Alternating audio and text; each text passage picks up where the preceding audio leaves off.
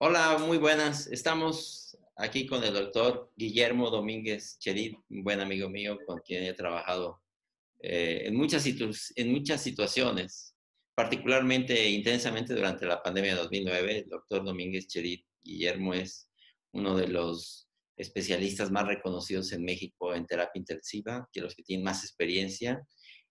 Poca gente sabe lo que él, al respecto de la ventilación, de los ventiladores y todo lo que escuchamos al respecto de los manejos tempranos y tardíos de los pacientes con COVID-19. Entonces, me gustó platicar con él primero de esto para ver qué es verdad, qué es mentira de muchas cosas. Hola Memo, ¿cómo estás? Hola, muy buenas noches, Alejandro. Gracias por la invitación y gracias por esta inauguración. Bueno, oye, mira, a ver, me gustaría pedir primero decirte, yo no sé qué tanto lo hayas visto tú, pero yo aquí veo en mi ciudad que mucha gente que desde un principio, inclusive a cuadros moderados, les dan una serie de medicamentos. O sea, generalmente tienes fiebre, tos, dolor de garganta, y salen con una receta de antibióticos y una serie de cosas. A mí, ¿qué me quisieras comentar a ese respecto? Bueno, tristemente, no nomás en tu ciudad, también nosotros lo vemos aquí en la Ciudad de México, que salen los pacientes en promedio con unos 6 medicamentos y bueno, incluso hemos llegado a tener un récord de 25 diferentes medicamentos en pacientes, que además, tristemente, yo creo que hay una correlación indirecta con que eso retrase buscar una atención porque les dan la explicación de que van a actuar todos. Entonces, definitivamente creo que en este momento en el paciente que está asintomático con síntomas leves, creo que el medicamento indicado nada más es paracetamol, como se ha descrito en muchas partes, y algunos otros medicamentos que funcionan, como es el caso de la dexametasona, está bien descrito que funciona en el paciente hospitalizado con requerimientos de oxígeno. Eh, O sea, no está bien dárselo, digamos, al paciente al segundo o tercer día porque tiene fiebre y cuando está no, oxigenando arriba del 90%. No, definitivamente no. Y creo que es una mala indicación y llega a ver incluso el médico que lo receta en el paciente completamente asintomático o que tiene, incluso antes de la prueba, les dan el meticorten y luego les explican que se curó por la prednisona, lo cual no es cierto, no existe eso. ¿Y anticoagulantes también desde un principio? No, no, yo creo que tampoco está indicado en el paciente en casa que no tiene un deterioro y que tiene síntomas leves, no. Incluso algún medicamento que a mí me sorprende que siga utilizando es la ivermectina, que no se ha demostrado ni en el paciente en casa ni en el paciente hospitalizado. Y es el mismo caso que el dióxido de cloro y el mismo caso que el factor de transferencia, que incluso se llega a tomar como profiláctico. Creo que hay muy pocas cosas demostradas en este momento que ayuden a los pacientes con la enfermedad ocasionada O por el sea, en un SARS-CoV-2, principio nada más paracetamol. paracetamol y una vigilancia muy activa, ¿no? Oye, ¿qué opinas de que la gente tenga un oxímetro en casa? Yo lo he recomendado, pero a ver, ¿tú qué opinas de eso? Yo creo que es la mejor inversión que podemos hacer. Creo que todos ¿Cuánto podríamos valen tener un ahorita los oxímetro. oxímetros más o menos? Pues mira, los encontramos incluso ya de buena calidad, desde 400 pesos O sea, 20 hasta, dólares. no puedes encontrar, son 400 pesos que idealmente son aquellos que tienen una barrita para checar que esté sensando el pulso o que incluso presentan la onda del pulso para corroborar que esta está marcando en todo el tiempo, pero creo que es una buena inversión tener un oxímetro en casa, es una inversión barata, nos puede dar servicio a los 2, 3 miembros que compartamos una casa para poder estar vigilando en caso de que tengamos Sí, yo siempre digo que a mí me habla un paciente, me dice, oiga, doctor, tengo fiebre y tos. Y le digo, ¿y cómo anda tu oxígeno? Pues no, pues no sé. Pues lo primero que digo, híjole, no sé cómo estés. Vente a checarte porque a lo mejor tienes el oxígeno muy bajo. Y es muy distinto que me diga, doctor, tengo fiebre y tos y tengo un oxímetro y estoy marcando 95. Entonces no hay ningún problema, ¿no? Exacto, es correcto. Ese es ¿Cuánto debe marcar el oxímetro, Memo? Mira, es recomendable que esté por arriba de 91, 92, hablando de la altura de la Ciudad de México. Si estamos hablando a nivel del mar, pues algunas personas recomiendan que 92, 90, 92 es lo tolerable. Por abajo del 90 definitivamente habrá que ver. En términos generales, que no esté en los 80s, en los 70s. Exacto. Ay, yo Hay no pacientes. sé, ¿tú cómo has visto? Pero digo, de décadas que tenemos en esto, yo he visto realmente algo impresionante. Yo veo gente que está saturando 70% y están checando la pantalla del celular. O sea, están platicando y dices, ¿cómo te sientes? No, yo me siento bien. O sea, yo no había visto eso. ¿Tú has visto eso también? Digo, es lo que se describe como la hipoxemia feliz, pero ¿cómo ves tú eso? ¿Qué tan frecuentemente lo ves tú también? Yo también lo he visto, sin embargo, tristemente pueden alcanzar hasta unos 10 días, 2 semanas. Me ha tocado ver un par de casos de pacientes que llegan ya al final porque ya se empiezan a ahogar y cuando dice cómo estaba, no estaba muy bien y estaba con mis medicamentos que me habían dado, pero el oxígeno bajo, bajo y cuando les tomas una tomografía y bueno, lo ves además que tiene unas neumonías muy importantes. Entonces sí existe se ha estudiado la fisiopatología de esta hipoxemia feliz. A veces lo que pasa es que está barriéndose el CO2 y eso también tiene algo que ver, pero definitivamente no lo habíamos visto. Es algo distinto que a lo que nos hemos enfrentado Yo creo en que esta el pandemia. problema es cuando la gente llega al hospital debiendo una semana de oxígeno, por ejemplo, ¿no? Ya entonces es muy difícil sacarte vivo, ¿no? Y entonces a lo mejor por más que anticoagules ya no lo alcanzas, por más que lo quieras oxigenar ya no lo alcanzas. En cambio, si está oxigenando arriba de 90 y un día empieza a bajar a 80, pues con tiempo lo llevas al hospital, le metes un flujo más alto o lo intubas, qué sé yo, pero te da mejor tiempo, ¿no? No es lo mismo del que, como tú dices, tiene una semana en su casa que estaba oxigenando 70 y no atendió, pues cuando llegas al hospital ya debes mucho oxígeno. Es correcto, es correcto. De hecho, los pacientes que llegan tempranamente, que han tenido poco tiempo de evolución con esta desaturación, son los pacientes que hospitalizas y que incluso tienen una evolución más noble, podríamos decir, o que es la menor probabilidad de bajar a la terapia intensiva. Los tienes con dispositivos de oxígeno, algunos se van a alto flujo y luego posteriormente los vas disminuyendo los requerimientos. Incluso algunos egresan con requerimientos de oxígeno a casa, pero que ya van de bajada, de salida y que los puedes continuar vigilando con el oxímetro, como bien has dicho. Oye, con la saturación en los hospitales privados, yo lo que he hecho aquí en León es a muchos pacientes los tengo en su casa con un tanque de oxígeno y con 2 litros o 3 litros de oxígeno y con eso los tengo 94, 95, 1 o 2 semanas en lo que se recuperan, porque se han saturado los hospitales privados también. Yo trabajo mucho en la medicina privada. ¿Tú recomiendas eso o no lo recomiendas? ¿Tú De recomiendas hecho, que lo tú lo hemos haces hecho también? así, Alex, y creo que esto sí conviene que los pacientes se acerquen con nosotros en una forma temprana con esta vigilancia para poder indicar el oxígeno, más en esto que nos da la impresión que se está volviendo a saturar los hospitales, tanto los públicos como los privados. Yo que trabajo en los dos, te puedo decir que se están volviendo a saturar los hospitales, que es conveniente no dejar esto mucho tiempo, que a la primer signo de saturación por abajo de 90 le hablen a un médico, que sí recomendemos el uso de oxígeno y una vigilancia activa en casa para evitar necesidad y nos ha ido afortunadamente muy bien con estos pacientes. Un número importante no evoluciona a una enfermedad más grave. Ok, entonces ahí está la importancia de la oxigenación temprana, ¿verdad? Así Del es. cuidado temprano. Ahora, ¿por qué es, Memo, que mucha gente, o ha habido muchos pacientes que hay un ventilador para ellos? Porque de repente me pareciera que existe esa idea de que es que no hay ventilador, pero si tienes un ventilador ya la hiciste. Pero resulta que mucha gente con ventilador de todo y se muere de todos modos. ¿Qué es lo que está pasando? ¿Por qué hay gente que le toca ventilador y de todos modos se muere? Bueno, aquí hay dos causas, ¿no? La primera es que podría ser la más sencilla, es que llegas a un lugar donde hay un ventilador y probablemente no hay una personal capacitado para el manejo del ventilador, que nos hemos enterado de algunos casos, predominantemente en hospitales más pequeños donde no tienen este acceso a intensivistas. Pero el otro caso, que es el paciente que llega a una terapia intensiva donde hay un intensivista, donde hay personal suficiente y que ya va a tener una evolución mala. Este paciente es el de aquel paciente que tiene una gran tormenta de citocinas que hemos aprendido también, que tiene una gran afección pulmonar y que hemos visto en la terapia intensiva, pues podríamos decir, tres grupos de pacientes, ¿no? El paciente que llega muy malo, que es un paciente que hagamos lo que hagamos, probablemente no lo vamos a rescatar y tiene una gran mortalidad de estos pacientes, sobre todo en los primeros 5 días. Entonces, por de acuerdo a estancia hospitalaria, tenemos un pico de mortalidad en pacientes que llegan de 48 a 96 horas, en las primeras 48 a 96 horas, que son probablemente el paciente que se tardó en llegar, que ya tiene mucho daño pulmonar, no solamente por el virus, sino se ha descrito incluso un daño por el esfuerzo inspiratorio propio del paciente que es tan vigoroso que hace mayor daño.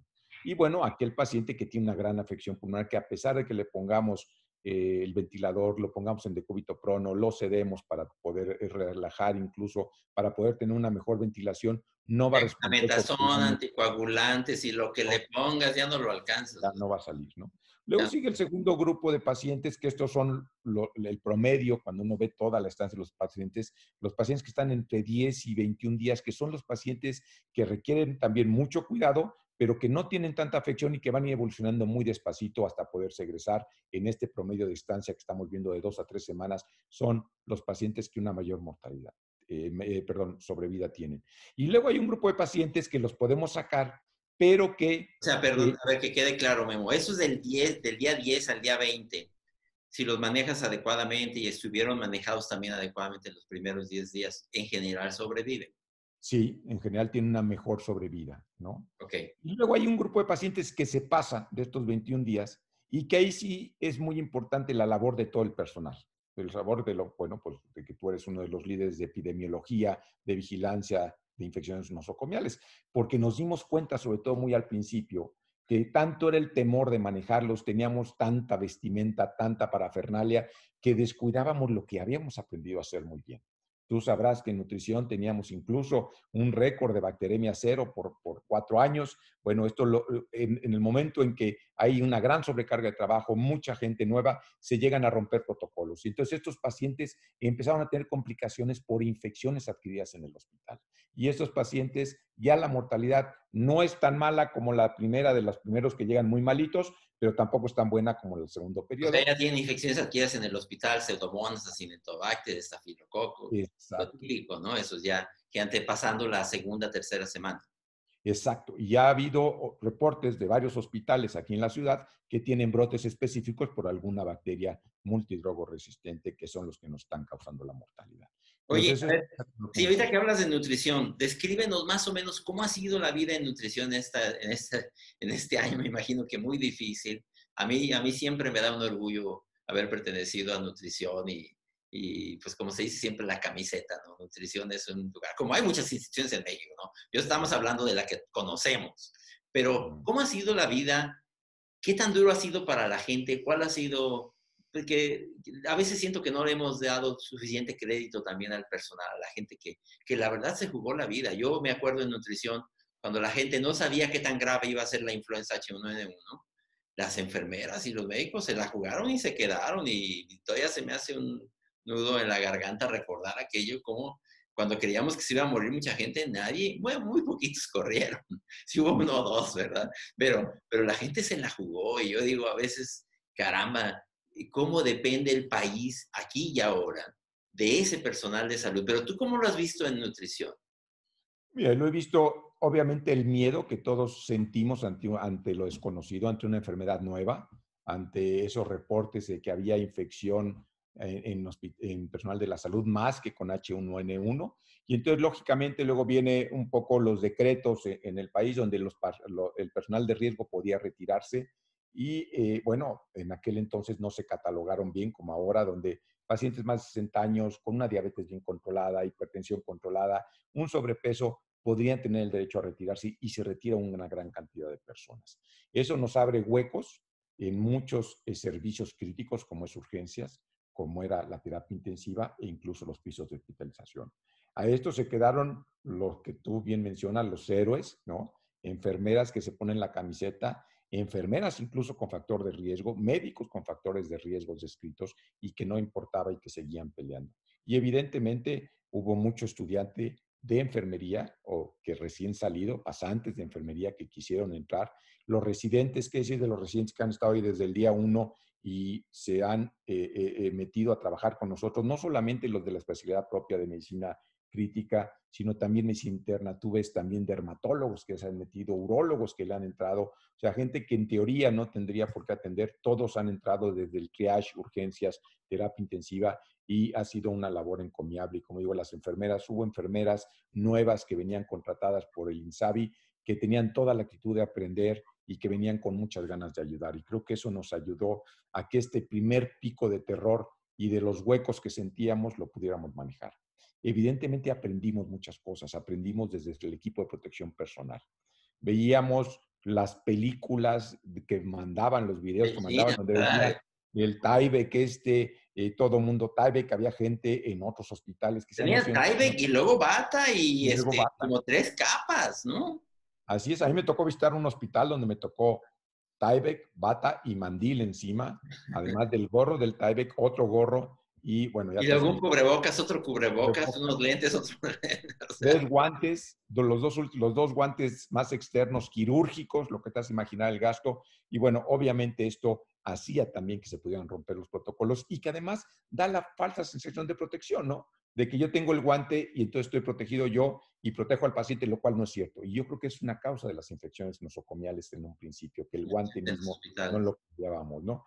Entonces, bueno, hemos aprendido eso y hemos aprendido, gracias a gente como tú, y a las publicaciones, bueno, pues que esto hay que protegerse la cara, hay que proteger la nariz, la boca, lavarse las manos, que es incluso, como comentábamos la otra vez, puedes estar sin guantes, además frecuentemente, pues, antes se te rompió un guante y caías en pánico, no es este tipo de infecciones, ¿no?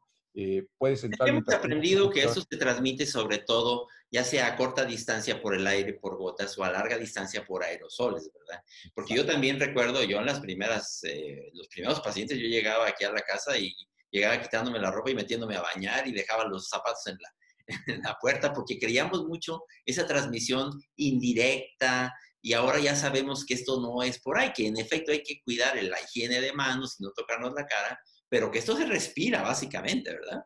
Exacto, exacto. Creo que eso lo aprendimos, eso nos ayudó a que las cosas fueran más fluidas, a que de tener un exceso de guardias, un exceso de desgaste del personal, ahora estamos trabajando con turnos normales, con áreas extendidas que atienden paciente con COVID. Entonces, esto nos ha ayudado. Sí necesitamos más pacientes, más médicos, enfermeras, residentes que atiendan las unidades de terapia intensiva, pero no es tanta la sobrecarga viendo la unidad por unidad. Es el trabajo cotidiano y aprendimos esto y creo que eso nos ha ayudado también a que nuestra curva de mortalidad disminuya y que nuestra sobrevida sea mucho mejor en las unidades de terapia intensiva. O sea, sí está bajando la mortalidad. ¿Cómo puedes decir eso objetivamente, que ha bajado la mortalidad? Pues mira, tenemos las medidas en nuestro hospital. En nuestro hospital medimos semana por semana, en base a los egresos, cómo ha bajado nuestra mortalidad. Y te puedo decir que en las primeras semanas teníamos una mortalidad de alrededor de pacientes intubados en terapia intensiva, que era más o menos entre el 50 y 55%. Y al cabo de los meses, esta la hemos disminuido y no hemos cortado la estadística todavía de octubre, pero por ejemplo en septiembre hubo una disminución solamente analizando septiembre, donde nuestra mortalidad estaba cerca del 16-18% en la unidad de terapia intensiva. Obviamente tenemos unidades periféricas que tienen un comportamiento distinto también porque, bueno, porque la concentración de gente con experiencia es distinta por esto que hemos dicho, que se ha incorporado gente con muchas ganas y que gente que hemos estado adiestrando. Entonces sí tiene un impacto las dos cosas. Oye, ya casi para terminar, Memo, ahorita sacamos algunas conclusiones, pero ¿cómo está todavía, cómo ha sido el desarrollo? Porque, a ver, creo que esta epidemia nos ha desnudado al respecto de lo mal que estábamos en terapia intensiva en buena parte del país. O sea, esa es mi percepción, de que una de las áreas de más subdesarrollo en México son las terapias intensivas. Desde luego tenemos terapias intensivas que son como las mejores del mundo, no sé, como la de nutrición, algunas instituciones en distintas ciudades, pero tenemos terapias intensivas que son, entre comillas, terapia intensiva, que es una cama con un ventilador de esos viejitos de presión y que no tiene ni monitores y que supuestamente es terapia intensiva, pero sabemos que no es. Y que no hay personal suficiente. Esa es mi impresión. ¿Cómo ves tú la situación de la terapia intensiva, la necesidad de que tengamos mejores terapias intensivas como parte integrante pues, de la seguridad del país? ¿O cómo está eso? A lo mejor yo me estoy equivocando. Yo creo que sí, yo creo que pasaba porque no teníamos una reserva estratégica de instrumental biomédico, de monitores, de ventiladores. Y Personal. pasaba porque lo que pasa también, los especialistas en terapia intensiva están concentrados en grandes ciudades. ¿Por qué? Porque es donde más se requiere, donde más trabajo hay. Y esto ha ido emparejado con un poco de desarrollo de terapia intensiva. Y bueno, tristemente siguen existiendo circunstancias como las que vivimos en el H1N1, donde hay pacientes que no se les permite ser trasladados a terapia intensiva por políticas internas de los propios hospitales. De hecho, en los estudios que tú hiciste con Alexe de infecciones nosocomiales, es todavía frecuente encontrar pacientes que requieren ventilación mecánica con un ventilador en un piso, existiendo lugar disponible en las terapias intensivas. Es decir, falta un poco la coordinación, el cambiar la mentalidad y el poner al paciente donde más se puede beneficiar.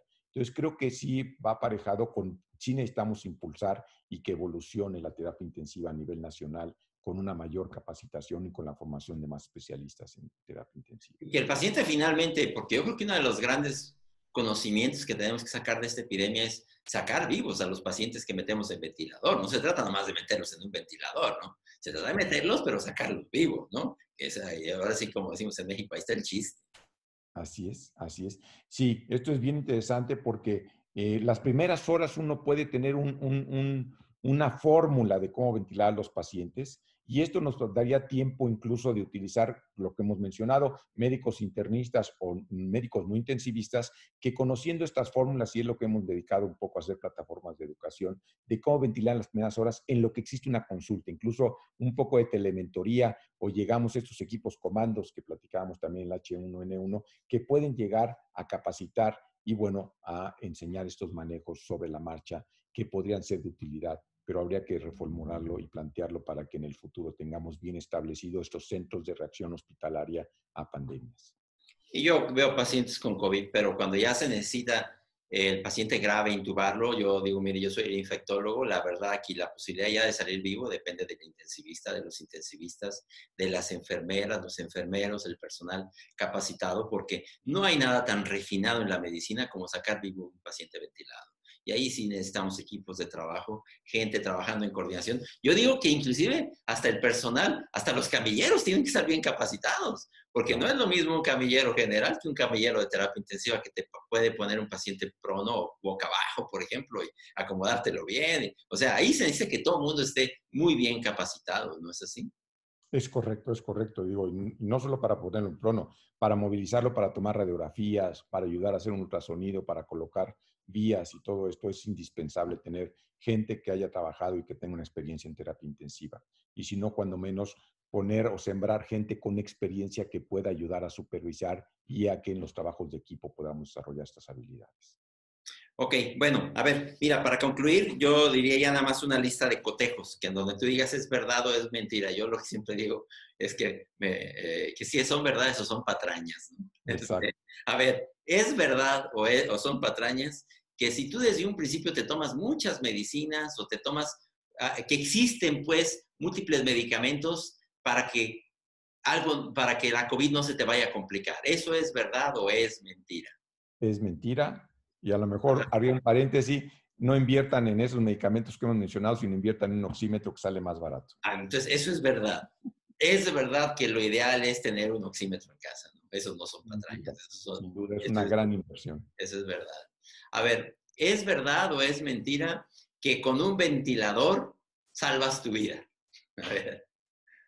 Es verdad si existe la gente capacitada y la infraestructura humana para poderlo hacer, si no, llega a ser mentira que el puro ventilador pueda salvar Ok, la vida. entonces eso no es verdad ni es mentira. Ok. Este, el equipo de protección personal, ¿es verdad o es mentira que lo más importante es un buen cubrebocas? Es verdad que lo más importante es un buen cubrebocas. Y bueno, ya si sobre eso quieres poner bata y gorros y botas, pero la verdad es que es un buen cubrebocas. Una cosa que no mencionamos es también la necesidad de ventilar ya las áreas, ¿verdad? Los cambios arquitectónicos que vamos a tener y de ingeniería para tener áreas ventiladas que no se estanque el aire. Yo creo que eso es Eso algo es, que también tendrá que ser verdad, ¿verdad? En el futuro. Eso no son mentiras, ¿verdad? A ver, ¿es verdad o es mentira? ¿Es verdad o son patrañas que ha bajado la mortalidad de los pacientes en tu institución y cómo lo percibes fuera en otras instituciones? bueno, es verdad que mi institución ha bajado la mortalidad y creo que hay algunas instituciones que han hecho muy bien las cosas que también han contribuido a bajar la mortalidad. Yo creo Desafortunadamente, también, ahí, Memo, que el mayor uso del cubrebocas ha hecho que la gente respire un inóculo menor.